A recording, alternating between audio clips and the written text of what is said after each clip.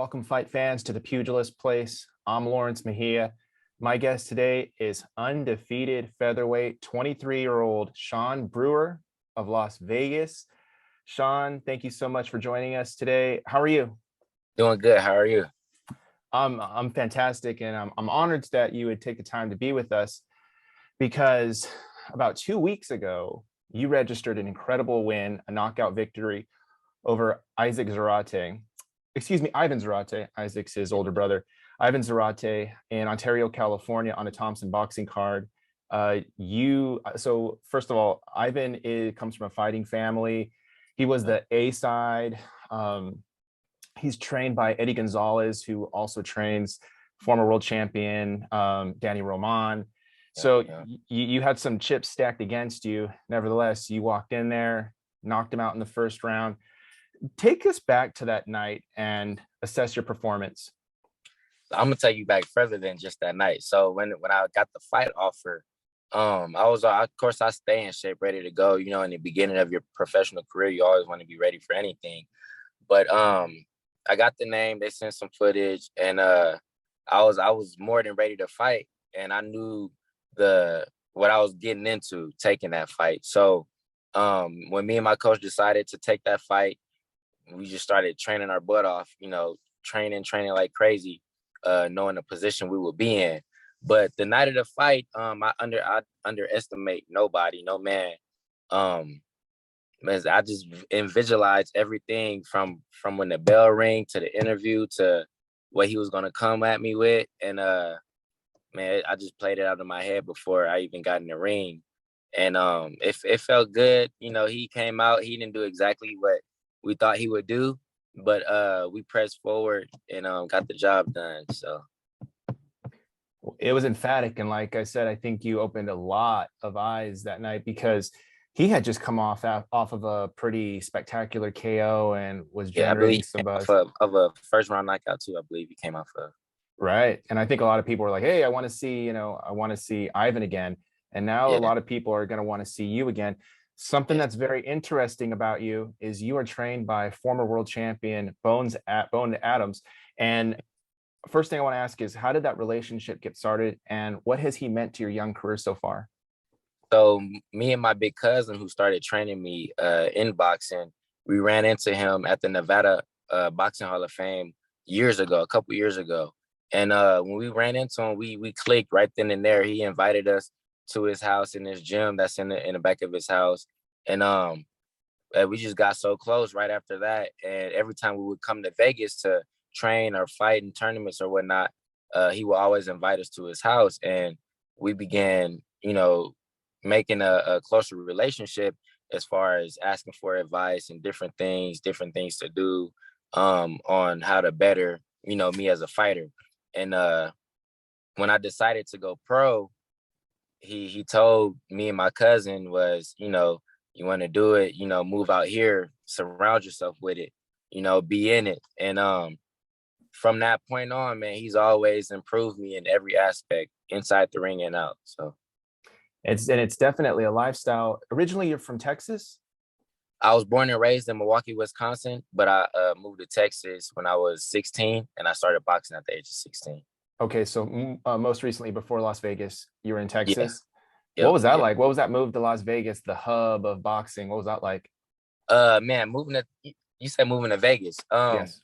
Man, getting here is like everybody from all over the world comes here. This is the melting pot for boxers. So moving here, man, it's a feeling I can't explain. Just ready to get out there, in the real boxing world, and new networks, connection, experience, meeting new faces, new fighters, and being able to relate to beginners and getting advices from professionals, world champion coaches.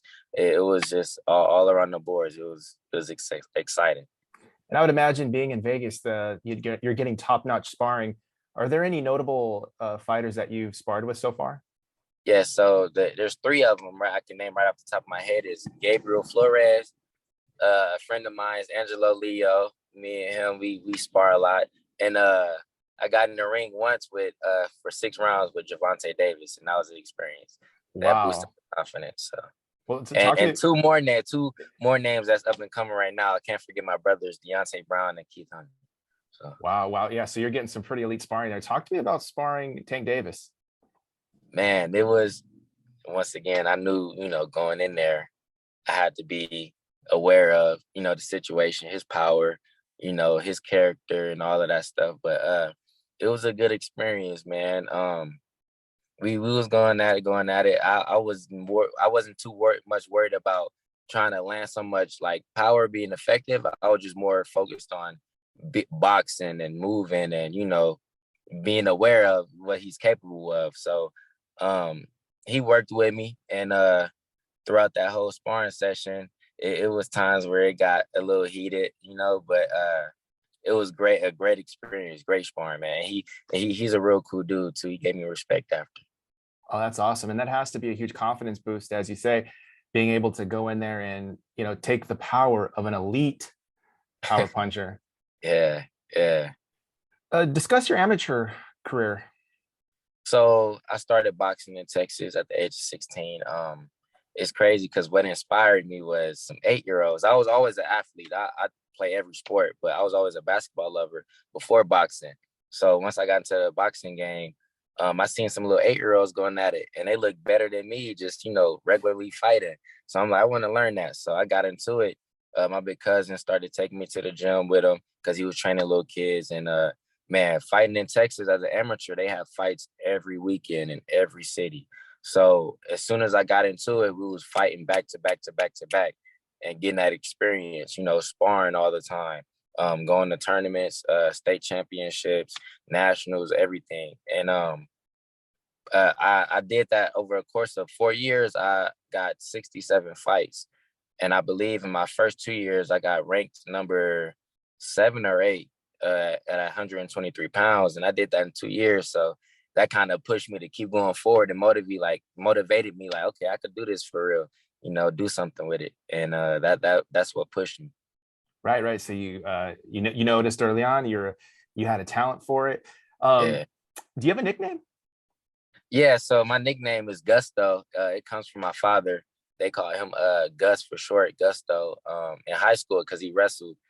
And a lot of people don't ask me why, but the definition of it, another definition of gusto is an artistic executioner. So that's how that kind of came about. It's not bad. It's a nice fit. Did they announce you as a Gusto at Thompson? I can't remember. Yes, they did. Okay, so you're tall, you have length, you have a lot of pop, obviously, as we've seen. Describe your style of fighting. Man, a fighter that I've studied still to this day, Sugar Ray Leonard. I love his style. But my style, I kind of go based off of his, boxing, looking, smooth, pretty, and just the whole style all around the boards. I like to be on the outside a lot, come with a lot of straight punches, but fighting out of Texas, you got to learn how to brawl too. But I could do a little bit of both. And yeah, man, I just love the art of it, moving, boxing, jabbing, just sticking to the basics of it. You can have a lot of fun with it. Yeah, there's Ray Leonard is a pretty great fighter to look up to. Are there any other fighters that you or actually let me ask you this first. I'm sorry. Yeah. Do you have a particular fight of Leonard's that you like the most? Him and Roberto Duran. Mm, Him and Roberto Duran. All of them. All no, of them. no Moss, especially to come back after that loss and then force an Yeah. all-time great to quit. Amazing Yep. fight. Yep. And so, and any other fighters besides Leonard that you admire? Currently right now is Inoue and Crawford. I love that. I'm trying to get that compact of the boxing IQ and the pop and the sharpness of the two put together. So that's what I'm shooting for as far as perfecting my craft. The boxing IQ of both of those fighters is great. And Inoue's obviously the monster, but they're both monsters. Crawford is cut from a different cloth. Exactly. He's a mean dude. You think we're going to see him and Spence square off in the future? I hope we do. I hope we do. Eventually it'll happen. I know it's getting late in the day for that fight, but hopefully it Yeah. happens at some point. What's your favorite thing about boxing? Man, the as soon as I got into it, and seeing other people get into it, I've seen that boxing helps you with all aspects of life. Even if you're not competing, if you're just doing it just for a workout, like it helps you know that you can accomplish things and push yourself to get things done. And that's what kind of motivated me, with the snowball effect rolling throughout my career is like, me surprising myself with everything that I have achieved. Right. And So there are so many parallels between the struggles and the ups and downs yeah, of life. And I'm sure what you experienced as a professional boxer. What's your least favorite thing about boxing? man, I seen a lot of people don't like cutting weight. But you gotta love the good things and bad things about everything that you do. Everything has a good and a bad. But if I had to say, I would say cutting weight. But it's you gotta love the things that you don't love. Like a lot of fighters might not love running, but it helps you, have the condition to look how you want to look. A lot of fighters may not like cutting weight, but it pushes you to work hard to get in shape and look good and be able to put on a good performance. So I really don't have too much, but I would have to say is cutting weight. How much heavier do you walk around on a day-to-day basis from the featherweight limit? I stay in shape, so I stay no more than 8 pounds heavier than my weight, my fight limit, which is 122 pounds. So That's a good way to go about it. Nah, that's not very far off. yep. So you're a young man. You have so much open to you at this stage in your life. So I want to ask you two questions in one. So why do you fight? And 10 years from now, what are people going to be saying about Sean Brewer? So the reason I fight is I fight to be great, man, in all aspects of life, inside the ring and outside the ring. I fight to be great. My mom and dad told me that from the day I was born, I was going to be great. So, uh, going on to the second question, what people would say like about me 10 years from now, I would say, it's going to be all positive things. A great man. He did great things inside the ring, outside the ring. Um, a great kid and just good all around the boards. Uh, and the way that you're starting off your career, I'm sure that, those will definitely come true a decade down the road. Sean, I want to thank you so much for gracing us with your time. First thing, where can fight fans follow you on social media?